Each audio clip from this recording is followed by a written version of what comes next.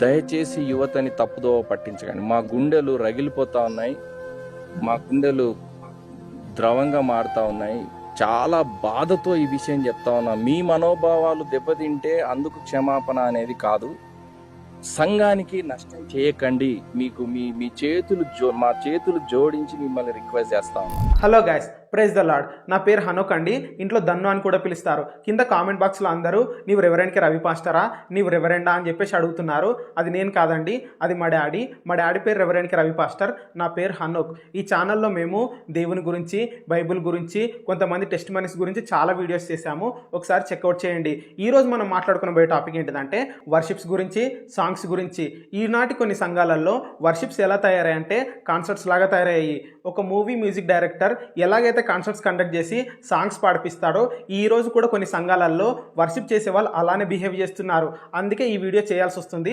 అలానే కొన్ని సాంగ్స్ గురించి మాట్లాడుకుందాం. ఆ సాంగ్స్ చాలా ట్రోల్స్కి గురవుతున్నాయి. ఈ సాంగ్స్ వల్ల దేవుని నామం అన్యజనుల మధ్యలో అవమానపరచబడుతుంది. అందుకే ఈ వీడియో చేయాల్సి వస్తుంది. అంతకంటే ముందు మా ఈ ఛానల్కి ఎవరైనా కొత్త వస్తే తప్పకుండా లైక్ చేసి సబ్స్క్రైబ్ చేసి ఈ వీడియోని పూర్తిగా చూడండి. తర్వాతనే కామెంట్ చేయండి. ఇంకా టాపిక్లోకి వెళ్దాం. మొదటిగా జాన్ జబరాజ్. ఈ జాన్ జబరాజ్ సాంగ్స్ అంటే నాకు చాలా ఇష్టము. ఈయన పాడిన ఉయర్మలయో, ఎబినేజర్ అనే సాంగ్స్ నేను ఇప్పటికీ రిపీట్ మోడ్లో వింటా. ఈయన మీద ఒక కేసు అయింది, అది మీకు తెలిసే ఉంటుంది. పోక్సో కేసులో జైలుకు కూడా వెళ్ళేసి వచ్చాడు. ఇప్పుడు మనం మాట్లాడుకునే టాపిక్ అది కాదు, కానీ ఇప్పుడు మనం మాట్లాడుకునే టాపిక్ ఏంటిదంటే జాన్ జబరాజ్ కొన్ని మీటింగ్స్ని కండక్ట్ చేస్తాడు. ఈయన మీటింగ్స్కి చాలా మంది యూత్ వెళ్తారు. ఎందుకంటే ఈయన సాంగ్స్ బాగుంటాయని చెప్పేసి, వర్షిప్ మంచిగా జరిగిస్తాడని చెప్పి చాలా మంది వెళ్తారు. ఈయనకి కేరళ, తమిళనాడే కాకుండా మన తెలుగు రాష్ట్రాల్లో కూడా చాలా మంది ఇష్టపడే వాళ్ళు ఉన్నారు. మన తెలుగు రాష్ట్రాల్లో పెట్టిన మీటింగ్స్ కూడా చాలా సక్సెస్ అయ్యాయి. ఇక్కడ ప్రాబ్లం ఏంటిది వచ్చిందంటే, రీసెంట్గా ఒక మీటింగ్లో ఈయన ఏం చేశాడంటే, ఒకసారి ఈ వీడియో చూడండి.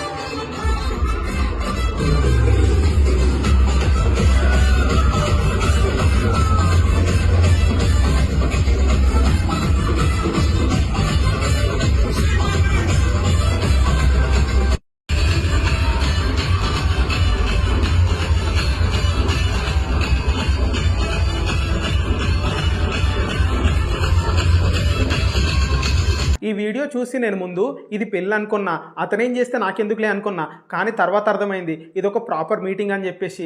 ఈ మీటింగ్లో ఇలా డ్యాన్స్ చేయడం అనేది, ఇలా మ్యూజిక్ ప్లే చేయడం అనేది నాకు అస్సలు నచ్చలేదు.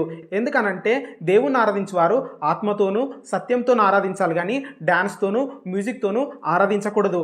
ముఖ్యంగా ఇలా అయితే అస్సలు ఆరాధించకూడదు. ఈయన ఇంత పెద్ద వర్షిప్ లీడర్, ఈయన ఇలాగ చేస్తే ఈయన ముందటున్న యంగ్ పీపుల్ ఇదే నేర్చుకుంటారు కదా.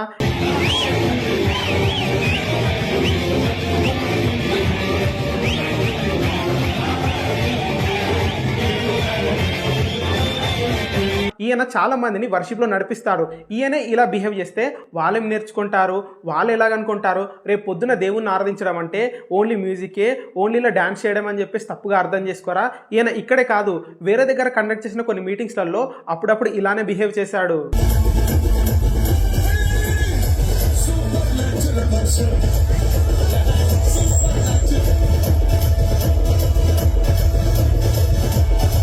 ఇప్పుడు మీరు నన్ను ఆరాధన అంటే ఏంటిది, వర్షిప్ అంటే ఏంటిది అని చెప్పేసి నన్ను అడగొచ్చు.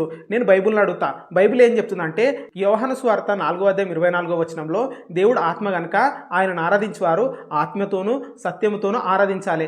ఇలా మనం ఎప్పుడు ఆరాధిస్తామనంటే దేవునితో వ్యక్తిగత సంబంధం కలిగి ఉన్నప్పుడు, దేవునితో రిలేషన్ కలిగి ఉన్నప్పుడు ఇలా మనం ఆరాధిస్తాము. నేను ఇప్పుడు మీకు పాటలు పాడొద్దు, మ్యూజిక్ ప్లే చేయొద్దు అని చెప్పేసి నేను అంటలేను. పాటలు పాడాలి, మ్యూజిక్ ప్లే చేయాలి, ఆయన కింపైన సువాసనగా మనం ఆరాధించాలి. కానీ ఇలా అల్లరల్లరిగా మనం ఆరాధించకూడదు. దేవుడు సమాధానానికి కర్త కానీ అల్లరికి కర్త కాదు. వీటినే అల్లరితో కూడిన ఆటపాటలని కూడా బైబుల్ మనకు చెప్తుంది. అందుకే దేవుని మనము అల్లరితో కాకుండా సమాధానంగా ఆత్మతో సత్యంతో దేవుని ఆరాధిద్దాం. చాలా మంది అంటారు పాత నిబంధనలో చాలా మంది డ్యాన్సులు చేశారు కదా అని చెప్పేసి. వాళ్ళు ఎప్పుడు డ్యాన్స్ చేశారు? యుద్ధానికి వెళ్ళేటప్పుడు డ్యాన్స్ చేశారు, యుద్ధంలో గెలిచి వచ్చేటప్పుడు డ్యాన్స్ చేశారు, కానీ ఇలా ఎప్పుడు పడితే అప్పుడు డ్యాన్స్ చేయలేదు. ఇంకో మాట కూడా అంటారు, అది కూడా బైబిల్లో నుంచి చూపిస్తారు. ఏంటిదనంటే దావీదు నాట్యం చేయలేదా చేయలేదు అంటారు. దావీదు నాట్యం చేశాడు. ఎప్పుడు చేశాడు? ఫిలిస్తీన్ల మీద విజయం సాధించిన తర్వాత మందసాన్ని యెరూషలేముకి తీసుకొస్తున్నప్పుడు ఆనందంతో డ్యాన్స్ చేశాడు. అదొక్క సందర్భంలోనే డ్యాన్స్ చేశాడు, కానీ బైబిల్ మొత్తంలో ఇంకెప్పుడు కూడా డ్యాన్స్ చేయలేదు. ఆ డ్యాన్స్ కూడా ఎవరో చెప్తేనో ఏదో అయితేనో డ్యాన్స్ చేయలేదు. ఆయన ఆనందంతో డ్యాన్స్ చేశాడు. ఇప్పుడున్న కాలంలో ఏం జరుగుతుందంటే అక్కడున్న మ్యూజిక్ వల్ల, అక్కడున్న సౌండ్ వల్ల వచ్చే ఉద్రేకంతో డ్యాన్స్ చేస్తున్నారు, కానీ దేవుని మీద ఉన్న ప్రేమతోటి, దేవునితో కలిగి ఉన్న సంబంధంతో వచ్చే ఆనందంతో ఆరాధన చేస్తారు కదా, అలా ఆరాధన చేస్తలేరు. దేవుని మీద ఉన్న ప్రేమతో ఆరాధన చేస్తే అది నిజమైన ఆరాధన లాగా ఉంటుంది. రెండవదిగా శ్యామ్ కిషోర్ గారి అబ్బాయిలు హెనోక్ అబ్రహాం, జోసెఫ్ అబ్రహాం. వీళ్ళంటే నాకు కోపం కాదు, ద్వేషం కాదు. ఇన్ఫ్యాక్ట్ జోసెఫ్ అబ్రహాం పాడిన నీటిపైన నడిచెను అనే సాంగ్ అప్పుడప్పుడు వింటూనే ఉంటా. వీళ్ళ మీద ఈ మధ్యలో చాలా నెగిటివిటీ వచ్చింది. ఎందుకనంటే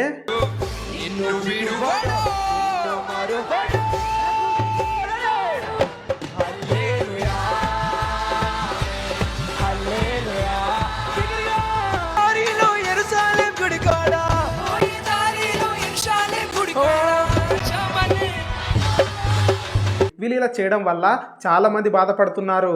ఈ ప్లాట్ఫామ్ నుంచి, ఆర్టీఎఫ్ ప్లాట్ఫామ్ నుంచి రాజ్ ప్రకాష్ పాల్ గారికి కానీ, ఆ జాన్ జబరాజ్ గారికి కానీ, శ్యామ్ కిషోర్ గారి కుమారులకు కానీ మేము చేయాలనుకున్న రిక్వెస్ట్ ఏంటి అని అంటే, దయచేసి యువతని తప్పుదోవ పట్టించకండి. దయచేసి యువతని తప్పుదోవ పట్టించకండి. మా గుండెలు రగిలిపోతా ఉన్నాయి, మా గుండెలు ద్రవంగా మారుతా ఉన్నాయి.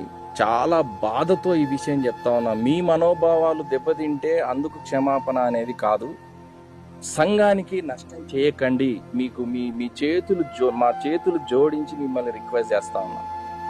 మిమ్మల్ని గట్టిగా ఫాలో అయ్యే యవనస్తులు చాలా మంది ఉన్నారు.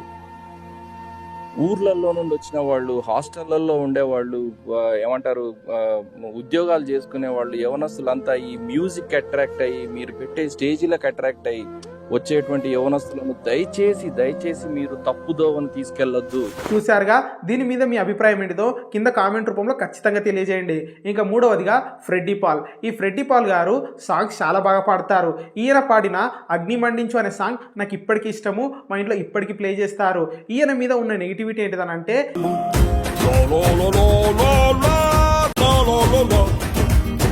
చూశారుగా, ఫ్రెడ్డీ పాల్ గారు దీనికి ముందు డిఫరెంట్ కాస్ట్యూమ్స్తో చాలా సాంగ్స్ చేశారు. అప్పుడంతా నెగిటివిటీ రాలేదు, కానీ ఇలా చేశాక ఈయన మీద చాలా నెగిటివిటీ వచ్చింది. ఈ సాంగ్ కూడా చాలా ట్రోల్స్ని ఎదుర్కొంటుంది.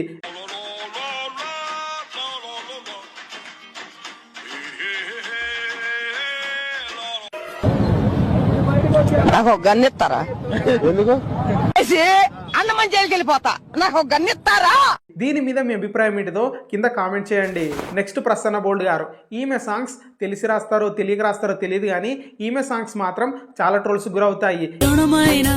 నేనెందుకు మౌనంగుండాలే 24 గంటలు అరతిన్మారయ్యాలే. నవ్వు ఒరిజినల్, ఈ పాట ఒరిజినల్, ఈ డాన్స్ ఒరిజినల్. హల్లెలూయా స్తుతి మహిమ ఎల్లప్పుడు నాన్నకు ఇచ్చేదను. హల్లెలూయా, ఓ హల్లెలూయా, ఏ హల్లెలూయా. ఈమె పాడిన పాటలు క్రైస్తవ లోకానికి ఎంత ఉపయోగపడ్డాయో తెలియదు, కానీ ట్రోలర్స్కి, మీమర్స్కి మాత్రం చాలా ఉపయోగపడ్డాయి. నీకు తెలియదా యేసు తోడుగా ఉన్నాడని? తెలీదండి. తెలియదా, నీకు తెలియదా యేసు తోడుగా ఉన్నాడని?